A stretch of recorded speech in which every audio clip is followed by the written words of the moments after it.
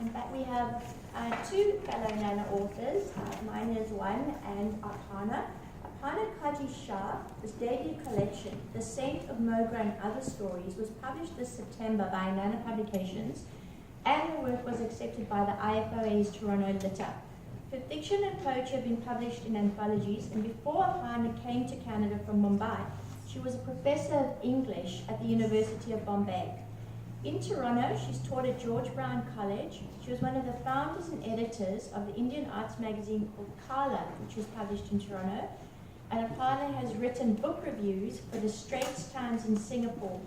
At present, she's working on a novel about the impact of dislocation on other people's lives. And at the bottom of her drawer, she has a manuscript about a young woman who runs away with gypsies, which she ponders over from time to time. It sounds fascinating. Aparna has lived in London, UK, not to be confused with London, Ontario, although it's not a bad place, Singapore, Toronto, and Mumbai, and has traveled extensively. So please join me in welcoming Aparna. Thank you.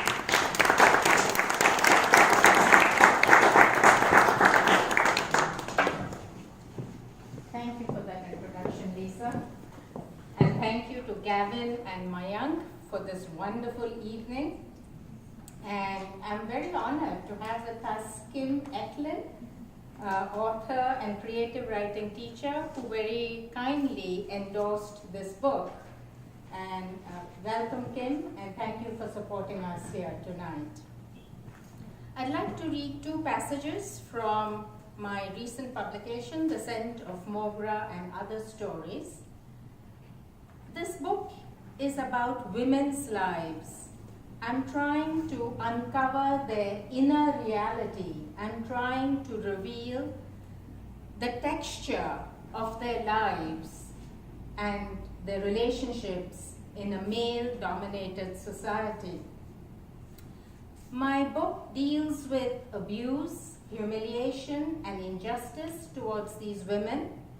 But more than that, it speaks of hope, of women's uncrushable spirits.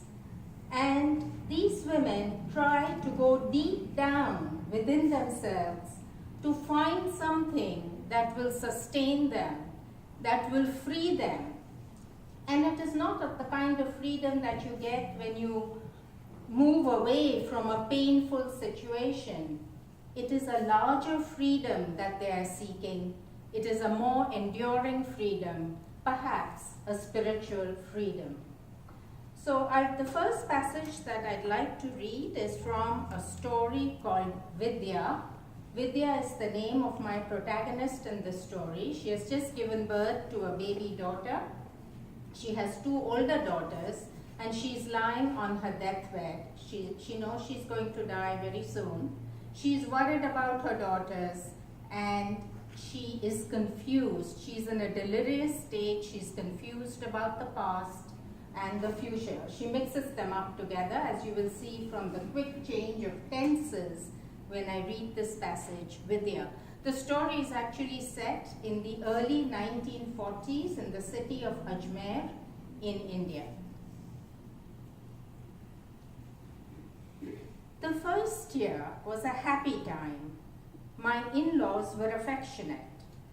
Kishore, a caring man I was in love with, and he with me.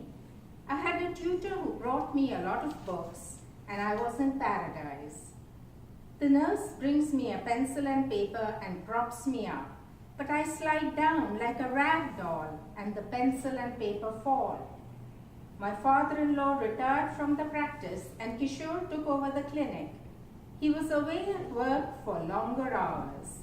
His father would come into my room when I was studying, look over my shoulder, and stroke my back in encouragement. Kalindi, that's her older daughter, Kalindi is at her desk, her book open, and she's gazing out of the window. She turns around startled as she feels a warm hand on her arm. "What are you dreaming about?" her grandfather asks, grinning. But his touch does not feel right. Another time, his fingers grazed my breasts as he turned a page of the book I was reading. I pushed him away. I feel metal against my teeth and something thick and warm in my mouth. I push the hand away so hard that the spoon clatters to the floor.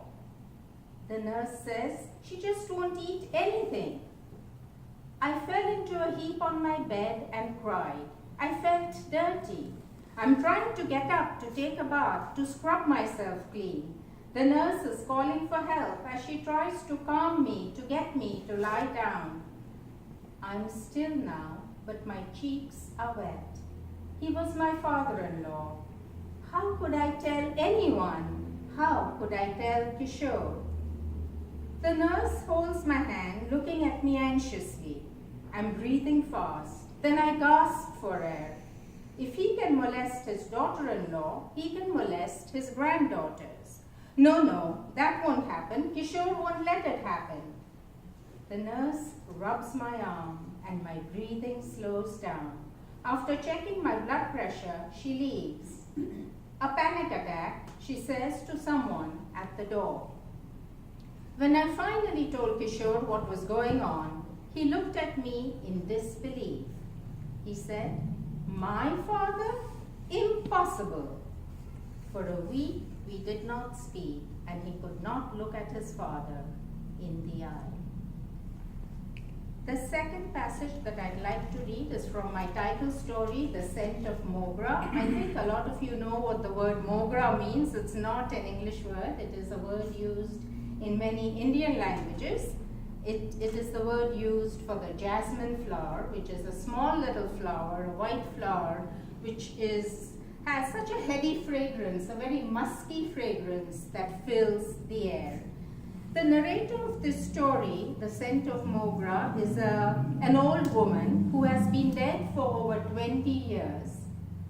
And in afterlife, or wherever she is after death, she smells the fragrance of the Mogra flower. And that sets her off, reminiscing about her life on earth, and specifically about her daughter, Tina, who's a grown woman now, but who she can see is suffering on earth. The idea of reincarnation does play a role in this story. And this woman, though she's been dead for over 20 years, has not yet been reincarnated, but she's about to be now. And I pick up the story from there. The Scent of Mogra. I'm floating somewhere like a feather. I'm not where the incense was burning and where the fragrance of Mogra filled the air. I'm in a different place, and a soft breeze is pushing me along, though I don't have any sense of movement.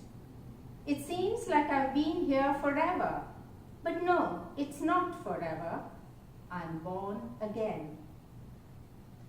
A woman with grey hair, wearing a white and red kurta, approaches the stage on which I'm seated and climbs up. I have just finished talking to a room full of about 60 people. The perfume from the strands of Mogra flowers that decorate the stage has intensified. I'm hot, but I feel exhilarated by the energy of the people who are now leaving, hopefully more at peace after listening to a talk on the Hindu scriptures and a short meditation session. She covers her head with a red dupatta. Who is this? I know this lady. Maybe she has come to my talks before. She bows down with folded hands before me. I'm not 30 yet, and I feel uncomfortable when older people do that. She looks up into my eyes and smiles. She says, Mataji, Mother. That's what I'm called by my followers, though I would have preferred it if they called me by my name, Sunanta.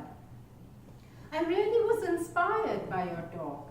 I would like a mantra from you that I could chant every day and whenever I'm disturbed. There is something about her. She's at least 75. I can't speak for a few long moments, but just stare into her eyes. Whose voice is this? Why does it sound so familiar? And then she says again, Mataji is so sorry to disturb you. Oh no, you're not disturbing me. It's just that I thought I had met you before. Yes, I'll give you the mantra that will bring peace into your life and to everyone close to you. Will you come to the lecture next week? I will give it to you then. She says, this is my first time here, and yes, I will be here next week. She hesitates, then adds, you know, I feel I know you too. You remind me of my mother, though you are so young. My mother passed on many, many years ago, of course. With hands folded together in a namaste, she bows to me once again and moves away to make place for the next person in line waiting to see me. I know who she is now. My eyes follow Tina until she reaches the door. Her red dupatta slips down the back of her head, revealing shoulder-length hair gleaming silver in the brightly illumined hall. She takes her coat from the rack and buttons it up to her chin. She quickens her pace, smiling, as she thinks of meeting her grandchildren soon for dinner. Then she walks out into a chilly fall evening in Toronto.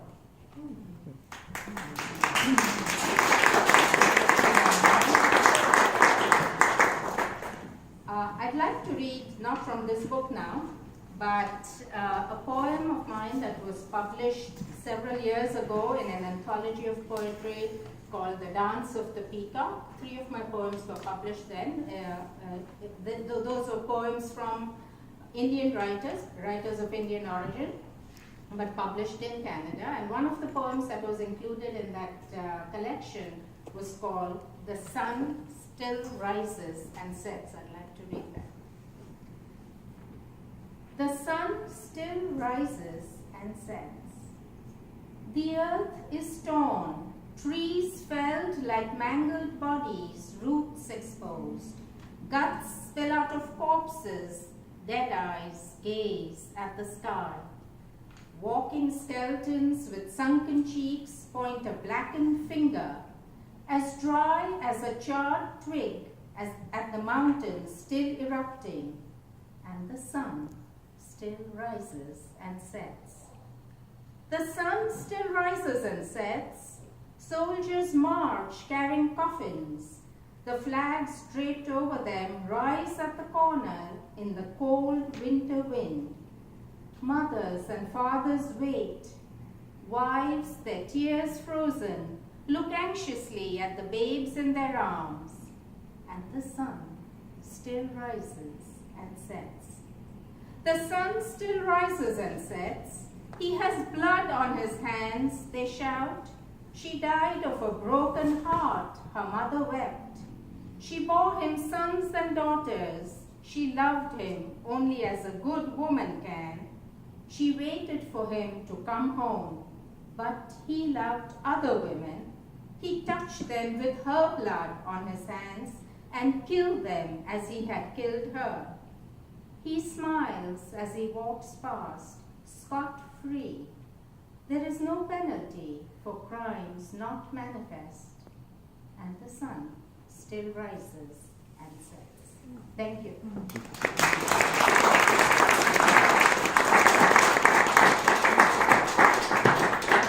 Thank you, Aparna. That was wonderful. I'd like to